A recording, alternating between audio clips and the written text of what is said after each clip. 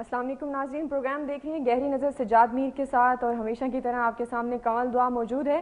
नाज़रीन, जैसे कि आप जानते हैं कि हम अपने इस प्रोग्राम में सियासत के वाक़यात और हालात पर बातचीत करते हैं, तबसरा करते हैं। सजाद मीर साहब जो हैं अपने जो उनके तज्ज़ियात हैं, उनके तबसरे हैं, उनकी रोशनी में बताते हैं कि हालात और मुल्क की जो हालात हैं, मुल्क की सियासत है वो किस रुख पर जा रही है। आज भी बहुत सारे ऐसे अहम वाक़यात हैं जिन पर हम तबसरा करेंगे। ख़ास तौर पर अमरीकी नायब वज़ीर ख़ारजा जो हैं वो पाकिस्तान में दौरे पर आए हुए हैं, तो दूसरी तरफ हाफिज़ सईद का मामला भी ज़ेरे बहस है। गड़ी खुदा बख्श में आज भुट्टो की बरसी के हवाले से बहुत सारे अहम खिताबात हुए, उनके बयानात की रोशनी पर भी बातचीत करेंगे।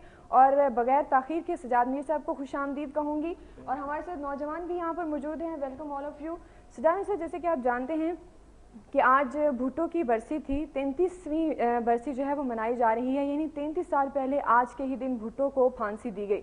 आप क्या समझते हैं कि अगर तारीख के इन पहलुओं पर देखें तो क्या कोई तब्दीली आई, या इस तारीखी वाक़ये को आप किस नज़र से देखते हैं? असल में ये देखा जाए तो जी कि भुट्टो के बाद पाकिस्तान की सारी सियासत प्रो भुट्टो और एंटी भुट्टो शुरू हो गई थी। और जब भुट्टो साहब आए थे तो बिल्कुल एक क्रिस्मा था, एक फिनोमिना था कि वो मर्ज करके आए थे। इसलिए मैंने इमरान खान के आने पर यह कहा था कि he is birth of a new Bhutto with a different character. लेकिन ज़ाहिर है बहुत फ़र्क है, बहुत मजाज का फ़र्क है, लहजे का फ़र्क है।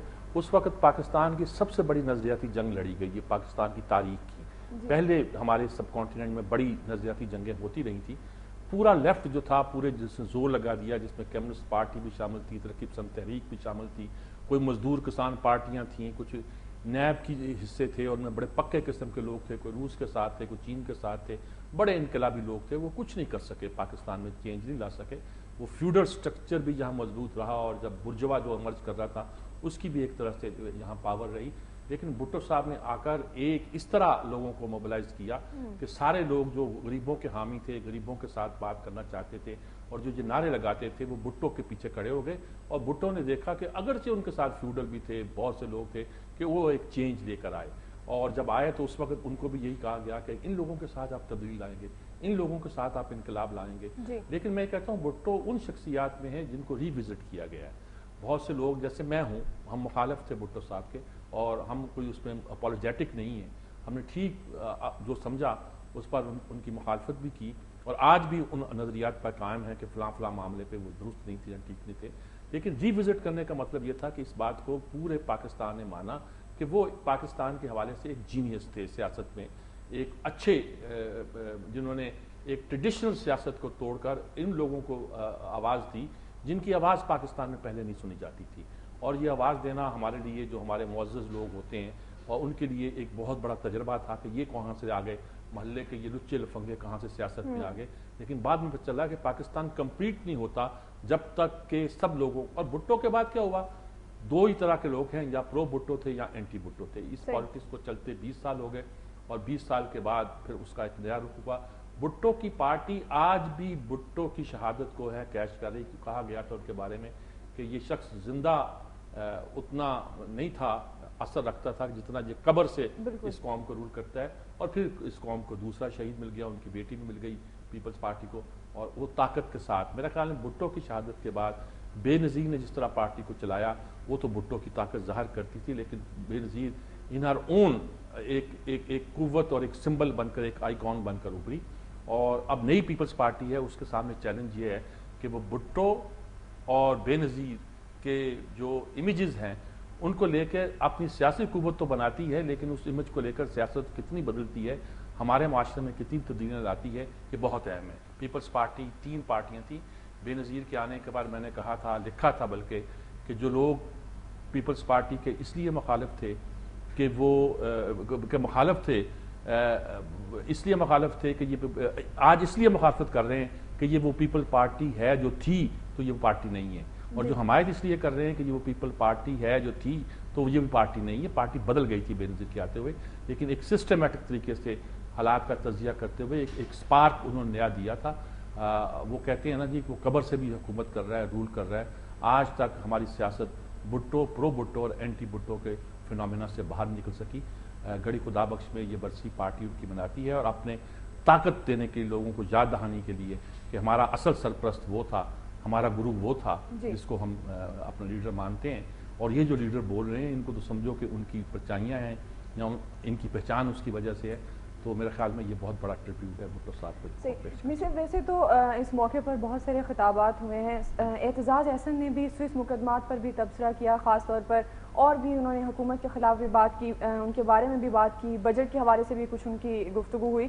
آپ کیا سمجھتے ہیں خاص طور پر سوئس مقدموں کا جو تبصرہ تھا اعتزاز احسن صاحب کا, وہ کیا ہو سکتا ہے, اس کے پس منظر میں کیا کہانی ہو سکتی ہے؟ ٹھیک بات ہے. میں ویسے زرداری صاحب کی تقریر اور بلاول کی تقریر پر بھی گفتگو کرنا چاہتا ہوں, لیکن یہ آپ نے اعتزاز کی بات, اعتزاز کے تو دن پھر جاتے ہیں نڈیروں میں.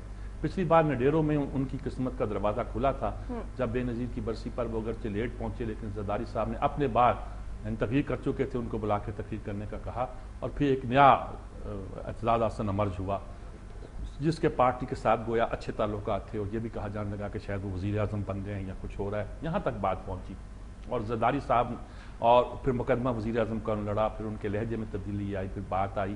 وہاں بیٹھ کے گویا وہ ایک بھٹو کو دیکھ کر وہ ایک ڈفرینٹ کہ اب میں زرداری کے ساتھ اختلافات بھی ختم اور پارٹی کے ساتھ ختم اگر کوئی تھے تو وہ نظر آتا ہے. اس بار بھی انہوں نے کہا کہ صاحب میں وہاں انڈیا میں تھا, میں نے لوگوں سے کہا کہ اگر سوئٹزرلینڈ کا کوئی اسٹیٹ یہ کہے کہ آپ اپنے صدر کو حوالے کرو تو آپ کیا کرو گے؟ انہوں نے کہا جی ہم یہ کریں گے کہ ہم اس سفیر کو بلائیں گے سوئٹزرلینڈ کے اور کہیں گے کہ تیری ایسی تیسی تو اس طرح کی باتیں کرتے ہیں, تیرا مجسٹریٹ اس کو سمجھاؤ, ہم اس کو ایک نوٹ بھی دیں گے, پروٹیسٹ بھی کریں گے. اچھا یہ بڑی انہوں نے بات تو خوبصورت کر دی, ذہانت ہے, بندہ بات بنا لیتا ہے, لیکن دیکھا جائے کہ اس میں کوئی مطابقت نہیں ہے اس بات سے. یہ کہنا کہ اگر آپ کے صدر کو کوئی مانگے, یہ نہیں ہے. قصہ یہ ہے کہ صدر مطلوب تھے ان کی عدالت میں, ہم نے ان کو صدر بنا دیا, اب ہم ان کو استثناء دے رہے ہیں. اب مانگنے والی بات ہے تو حافظ سعید کو ہمارا شہری ہے نا جی, اس کو امریکہ اگر مانگ رہا ہے تو ہمیں اگر اتنی ہمت ہے تو اس کے بارے میں پروٹیسٹ کرنا چاہیے. آج حافظ سعید صاحب کا مسئلہ بھی ابھی زیر غور آتا ہے. اگر پروٹیسٹ کرنا ہے تو ہمیں اس پہ کرنا, یہ نہیں کہ وہ ٹھیک ہے غلط ہے, پروٹیسٹ اس بات پہ کرنا, ہمارے شہری ہیں, آپ ان کے سر کی قیمت مقرر کر رہے ہیں. کس بین الاقوامی قانون کے تحت کر رہے ہیں آپ؟ کوئی سیکورٹی کونسل سے آپ نے سینکشن لگائی ہیں, کیا کیا ہے؟ انڈیا کو خوش کرنے کے لیے ایک نائب وزیر خارجہ ہمارے ہاں آیا ہے, ایک ان کے ہاں گیا ہوا ہے, ان کو وہ کہانیاں پڑھا رہے ہو, ہمارے ہاں یہ کہانیاں پڑھا رہے ہو, یہ کر کیا رہے ہو جی؟ تو بہرحال جو اعتزاز صاحب کی یہ گفتگو ہے, کہانی ہے, خاص طور پر سوئس کورٹ کے حوالے سے وہ دلچسپ ضرور ہے. ایک بدلہ اعتزاز نظر آتا ہے, اچھا لگتا ہے, یہ بھی دیکھنا چاہیے کہ یہ بدلاؤ جو ہے وہ کیا رنگ لاتا ہے. ہاں کیا رنگ لاتا ہے اور کیا ملتا ہے اور کہاں تک وہ جاتے ہیں. اعتزاز صاحب نے پارٹی چھوڑی تھی ایک زمانے پہلے, اور وہ تحریک استقلال میں شاید شامل ہو گئے تھے, پی این اے کی تحریک دیکھ کر, عوام کا جوش و جذبہ دیکھ کر. اب بھی عوام اور جوش و جذبے کے ساتھ وہ آگے بڑھے ہیں. جب ججوں کی تحریک تھی, وکلا کی تحریک تھی, اب وہ پھر اگر تو سجدہ صاف کر رہے ہیں تو اور بات ہے, اگر وہ اپنے آپ کو ایک طرح سے ری ایڈجسٹ کر رہے ہیں تو وہ دوسری بات ہے. لیکن دلچسپ ہے ان کا تبصرہ سوئس کورٹ کے حوالے سے. اور اس طرح جی حافظ سعید کی آپ بات کر رہے ہیں کہ ان کی, جیسے ہم نے کل بھی اس خبر کو خاصی تفصیل کے ساتھ ڈسکس کیا کہ امریکہ نے ان کے سر کی قیمت جو ہے وہ مقرر کر دی اور اس کا رد عمل بھی آنا شروع ہو گیا. آپ کے خیال میں یہ رد عمل جو ہے ویسے تو فطری ہے, لیکن کیا اس کے جو سائیڈ ایفیکٹس ہیں وہ کیا ہو سکتے ہیں ہماری سوسائٹی پر, ہماری گورنمنٹ پر, ہماری پالیٹکس پر, کیا اس کا امپیکٹ ہو سکتا ہے؟ دیکھیں جی بات یہ ہے کہ امریکہ نے کس بات پہ کہا ہے, امریکہ کو اب کیا یاد آ گیا, انڈیا میں بیٹھ کر کیوں یاد آیا ہے؟ ہمیں پوچھنا تو چاہیے کہ جناب اچانک آپ نے ان کے سر کی قیمت مقرر کر دی, اتنی قیمت جتنی ملا عمر کی ہے. اچھا وہ کہتے ہیں کہ جی ان کا القاعدہ سے تعلق ہے, وہ تو انڈیا اسپیسیفک ہے نا, وہ کشمیر اسپیسیفک ہے, یعنی کہ ان کی ساری اسٹرگل جو ہے افغانستان میں نہیں ہے, کشمیر میں ہے. یہ کہتے ہیں جی ان کا القاعدہ سے تعلق, اور چونکہ القاعدہ سے تعلق ہے اور بمبے بلاسٹ سے بھی تعلق ہے تو ٹیررسٹ تو ہم ان کے سر کی قیمت مقرر کریں. بالکل ایسے ہی ہے جیسے انہوں نے صدام حسین کے بارے سے کہا تھا کہ ان کا تعلق القاعدہ سے. صدام حسین کہاں, القاعدہ کہاں, وہ ایک سیکولر سا بے دین سا آدمی, اور یہ ایک بالکل سعودی مولوی جو آ کے یہاں ایک کام کر رہے تھے, کوئی تعلق نہیں تھا. بعد میں ان کو دنیا نے مذاق اڑایا کہ آپ نے صدام حسین کا تعلق القاعدہ, جس کو چاہے جوڑ دے تعلق القاعدہ سے. تو اس معاملے میں یہی ہوئے. حافظ صاحب نے آج کہا ہے کہ زرداری صاحب کو اپنا دورہ منسوخ کرنا چاہیے. سید منور حسن سے آج میری ملاقات ہوئی ہے ایک جگہ, تو وہ بھی یہی کہہ رہے تھے کہ زرداری صاحب کو اپنا دورہ منسوخ کر دینا چاہیے اور ایز اے پروٹیسٹ کرنا چاہیے کہ انڈیا کی سرزمین سے ہمارے شہری کو طلب کیا گیا ہے. اور یہ مسئلہ یہ نہیں ہے, سفیر کو بلائیں, پوچھیں کہ بھئی آپ سے کر کیا رہے ہیں. اچھا ان کا نائب وزیر خارجہ جہاں آیا ہوا وہ اپنی تقریریں جا رہا ہے کہ ہمارے پاکستان کے, اب شروع ہو گیا نا آنا جانا جی, جرنیل بھی آ رہے ہیں, یہ لوگ بھی آ رہے ہیں, پارلیمنٹ اس پہ غور کر رہی ہے اور کہتے ہیں دیٹ از ویری امپورٹنٹ. آپ ہمیں بیوقوف سمجھتے ہیں بھائی, تمہاری ڈپلومیٹک زبانیں ہم سمجھتے ہیں اور جانتے ہیں کہ اس کا مطلب کیا ہوتا ہے. تو بہرحال حافظ سعید نے کہا میں لاہور میں ہوں, امریکہ والے مجھ سے ملنا چاہتے ہیں, کچھ چھپا ہوا غاروں میں نہیں ہوں, تو آ کے لاہور میں مجھ سے مل لیں, کوئی ایسی چھپی ہوئی بات نہیں ہے. اور زرداری صاحب کا دورہ, مولانا سمیع الحق بھی اس میں آئے اور شامل ہوئے, انہوں نے بات کی. اور ایک بات ابھی میں اشارہ کر رہا تھا, آپ ہی کر رہے تھے, وہ جو نوڈیرو میں تقریریں ہوئی ہیں گڑھی خلاف ورزی میں, خاص طور پہ بلاول کی اور زرداری کی تقریریں جو ہوئی ہیں وہ بہت امپورٹنٹ ہیں. اس میں سپریم کورٹ کے خلاف اعلان جنگ ایک طرح کا بھی بلاول سے یہ کہلوایا گیا ہے کہ بڑی دلچسپ بات ہے, یہ کہا گیا کہ جی سپریم کورٹ اس موقع پر اجتماعی طور پر, مجموعی طور پر, ایک ادارے کے طور پر معافی مانگے بھٹو کے جوڈیشل مرڈر پر. سپریم کورٹ نے تو فیصلہ نہیں دیا جوڈیشل مرڈر کا, یہ تو ابھی آپ نے دیا ہوا ہے. اب اگر سپریم کورٹ نے فیصلہ دینا بھی ہوگا تو وہ سوچ سمجھ کے دے گا کہ یہ لوگ کیا اس پہ کر رہے ہیں. اور انہوں نے کہا صاحب یہ رینٹل پاور کا فیصلہ آ گیا, زرداری صاحب نے کہا, اور اس پر بھی سپریم کورٹ کی تنقید کی اور اس کا نہیں آیا. اور ساتھ یہ کہا کہ جی یہ بجلی جو ہے, یہی شکایت ہے کہ نوڈیرو میں جو ہے وہ بجلی کیوں آئی ہے, کیونکہ ایک رینٹل پاور وہاں لگا ہے جو پہلے کہیں اور لگا تھا, اس کے 2 ارب ایڈوانس الگ لیا تھا, یہاں لگانے کا ایڈوانس الگ لیا تھا. پتہ نہیں کون سی پارٹی ڈبل, جس پر سپریم کورٹ نے واپس 2.25 ارب پہ کتنے واپس کروائے تھے کہ بھئی ایک ہی بجلی گھر آپ نے کرایہ کا منگوایا ہے, 2 جگہ لگا کے 2 جگہ ایڈوانس لے لیا ہے, پہلے وہاں سے لگایا پھر اکھاڑ کے یہاں لے آئے اور ایڈوانس لے لیا. لیکن وہ سب کرٹیسائز کر رہے ہیں سپریم کورٹ کو. اور نوید قمر نے بات کی جی اس سے بڑا فرق پڑے گا اندھیروں میں ڈبونے کے مطلب دفعہ ملک کو. 92 یونٹس دے رہا ہے بجلی سے میگا واٹ, اور لگا تھا 600 کے لیے, 600 میگا واٹ کی کیپیسٹی. ذرا یہ تو پتہ کرو کہ نوڈیرو کو روشن کرنے کے لیے, گڑھی خدا بخش کو روشن کرنے کے لیے بقول ان کے, یہ پر یونٹ کتنے کا پڑتا ہے قوم کو. یعنی اگر ایک یونٹ ہی کوئی 1000 روپے کا پڑتا ہو, اس سے کم نہیں پڑتا ہوگا جتنی ہم نے رینٹل پاور پر انویسٹمنٹ کی. ٹوٹل انویسٹمنٹ کو 92 سے تقسیم کر دیجئے تو آپ کو یونٹ کی قیمت معلوم ہو جائے کیا. اتنی مہنگی بجلی جو ہے, اس بجلی سے کیا وہ کیا کرنا. تو یہ ساری ریٹیرک ہے. لیکن سپریم بجلی کے معاملے میں بھی وہ سٹینڈ لے رہے ہیں. رینٹل پاور کے لوگ پھنستے دکھائی دیتے ہیں, اور جہاں پھنستے ہیں وہاں پارٹی جو ہے وہ بڑی جالا بن کے آگے آتی ہے.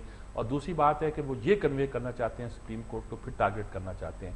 نوڈیرو کو میں اسٹیٹ آف آرٹ, وہ کیا اسٹیٹ آف یونین اسپیچ کہا کرتا ہوں, جیسا کہ وہاں امریکہ کا صدر کرتا ہے. ہمارے صدر صاحب وہاں تقریر کرتے ہیں خاص طور پہ. اس بار انہوں نے سپریم کورٹ کو ٹارگیٹ کیا ہے, اور ٹارگیٹ بھی اس پہ مسئلے پہ کیا ہے. اور گیلانی کے بارے میں کہا ہے, یوسف رضا گیلانی پہ, کہ وہ تخت لاہور سے جنوبی پنجاب کو الگ کرنا چاہتے ہیں. کیوں کرنا چاہتے ہیں بھائی, یعنی کہ کون ہے وہ کرنے والے. اور اب جمعہ 8 دن اب آپ کو سوجی ہے, ساری عمر باپ بھی آپ کا رہا یہاں کا, سب لوگ آپ سیاست اسی خطے میں کرتے رہے, اور اب آپ کو سوجی ہے الگ کرنے کی. بھئی الگ کرنے کا فیصلہ یہاں کے عوام کریں گے, آپ نہیں کریں گے, اور اس کے لیے ایک پروسیجر موجود ہے. سیاست اپنی جگہ, لیکن اصل صورتحال یہ کہ پھنسے ہوئے ہیں. اچھا میر صاحب, زرداری صاحب لاہور پہنچ چکے ہیں, 4 روزہ قیام ہے ان کا, لیکن سب سے یہاں پر خاص بات یہ ہے کہ پنجاب حکومت نے ان کا استقبال نہیں کیا. آپ کیا سمجھتے ہیں اس 4 روزہ دورے میں ان کی کیا اسٹریٹجی ہوگی, اور خاص طور پر پنجاب حکومت کی طرف سے کوئی ریپرزنٹیشن نہیں تھی ان کے استقبال کے لیے, تو کیا لگتا ہے اس کی کیا کہانی ہو سکتی ہے, یا آپ کیا سمجھتے ہیں؟